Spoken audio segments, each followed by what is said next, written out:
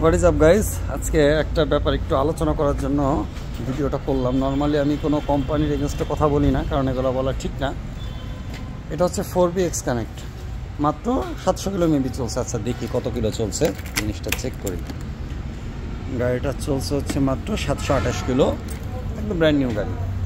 তো এই গাড়িটার কিছু টেকনিক্যাল ফল্ট আছে, জিনিসটা বলি। নর্মালি তো এটা বোঝা যায় না, বর্ষাকাল থেকে বোঝা যাচ্ছে এখন। এই বাইকটার যে সমস্যাটা হচ্ছে ক্যালিপারটা যখন চাপ দেয়, এর এইটুক জায়গা ক্যালিপার ধরে, নিচের এইটুক জায়গা টোটাল ডিসপ্যাডের যে জায়গা যেখানে ব্রেক প্যাড চাপ দিবে এইটুক জায়গার মধ্যে এইটুক খেলে, কিন্তু এইটা এতটুক জায়গা ব্রেক প্যাড ধরে, এইটুক জায়গায় প্রেশার নেয় না। এই যে দেখলে বুঝতে পারবেন, এখানে দেখলে বুঝতে পারবেন, এদিকে চকচক করতেছে, এদিকে ঘোলা। এই ফ্রিকশন প্লেটের এইটুক জায়গার মধ্যে এইটুক পায় না। এখনও শোরুমে গেছিলো, ওরা অনেক কিছু বলছে, কি বলছে আমি এগুলো নিয়ে কথা না বলি।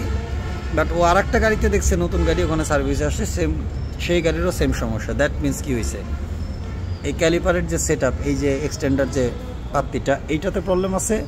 প্লাস এখানে যে দুইটা এলএন কি নাট দিয়ে এই ক্যালিপারটা লাগানো থাকে, পিস্টনটা যখন চাপ দিবে, চাপ দেওয়ার পর তো ছেড়ে দেওয়ার পরে নিচের থেকে ক্যালিপার ফাঁক হয়, কিন্তু উপর থেকে যে ক্যালিপারটা যে চাপ খাইছে তখন থেকে উপর থেকে আর ছাড়ে না। দ্যাট মিনস এইখানে সমস্যা। এর ভেতরে স্প্রিং পাত্তি যেটা আছে, ওই স্প্রিং পাত্তিতে সমস্যা গেল। দ্বিতীয় কথাটা, নতুন গাড়ি 700 কিলো চলছে। দেখেন সেলফের মোটরের এই যে গোড়ার এই জায়গাটা জং এসে গেছে। তো মনে করেন একটা কালারই এরকম। আমি কিন্তু এটা খুব ডাউট হয়েছে দেখে আমি কিন্তু এটা ঘষছি, আঙুল দিয়ে ঘষছি। আমি দেখাই আপনাদের ভিডিওতেই দেখাই দিই। এই যে আঙুল দিয়ে ঘষলাম, দেখেন ওই যে জং চলে যায়।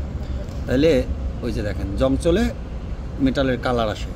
একটা নতুন গাড়িতে কেন এত দ্রুত এইসব জং আসবে? ঠিক আছে, কোম্পানি একটু বাজেট ওরিয়েন্টেড বাইক বানাইছে, কম টাকায় কাস্টমারকে একটা ভালো একটা আউটপুট দিছে, কিন্তু ছোটোখাটো জিনিস যেগুলো আসলে দেখলে পরে নিজের কাছে খারাপ লাগে, এগুলো তো দেওয়া উচিত ছিল কোম্পানির, তাই না?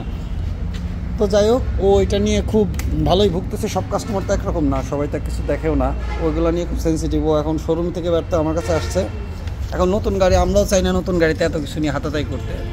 তো যাই হোক, ও শোরুমে পাঠাইছিলাম, ও শোরুমে ওর অভিজ্ঞতা ভালো হয় নাই। এখন যাই হোক, ভিডিওটা করে রাখলাম।